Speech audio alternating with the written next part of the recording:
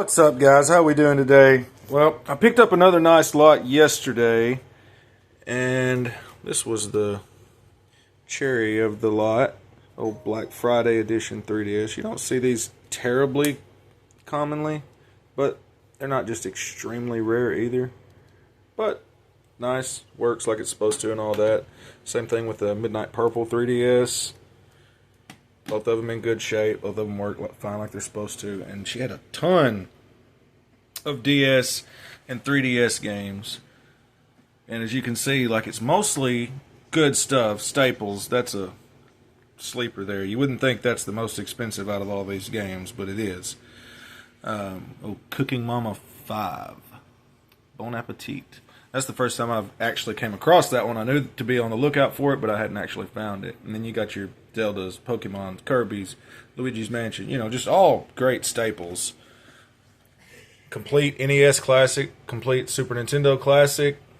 A few mid-range, nothing crazy. Spice World's a little bit less common. I'd never run across Rascal. I expected it to be a little bit more, but, you know, I mean, they're fairly priced PS1 titles. Got the glare there, sorry about that. But this one, it was one I saw on a Be on the Lookout video on a short. I forget which creator made it, but it was a short specifically saying, hey, be on the lookout for this guy. And I actually got this stack of PS1 games for $25, which would have been not terrible without this, but with this, you know, $130 game or so. So that's a very nice pickup. And then all the rest of this stuff, I believe I gave four? Yeah, it was 4. And which may seem kind of a lot, but considering the fact that those are about 200, that's 150 to 2, and that's 250 to 3, then you got a $130 game, and then all these staples, it adds up really quickly. You know, not a bad pickup at all. But while I was out, a lot of these little Imagine games, cheaper stuff. Lot those up and do well, though. Anyway, while I was out, I also found a Dollar General out in the middle of nowhere that still had a ton of old stock Pokemon just sitting there.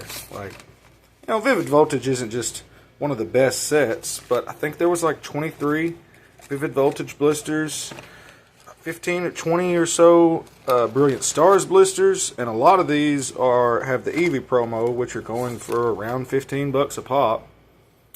And I'm just going to be holding on to these for a while because I think Brilliant Stars and Lost Origin have a very good potential, you know, to go up a lot. Like these right now are going for around 15 for the little mini portfolios, and there was like 9 of those, basically a whole box of those. So I think I had like $325 in this, and what they're currently setting at market is, you know, $600-700 in that range. Also have a handful of Astral Radiance, and all of these are, you know, out of print sets from 2, 3, 4 years ago in that range, and like you just don't see them on the shelves anymore.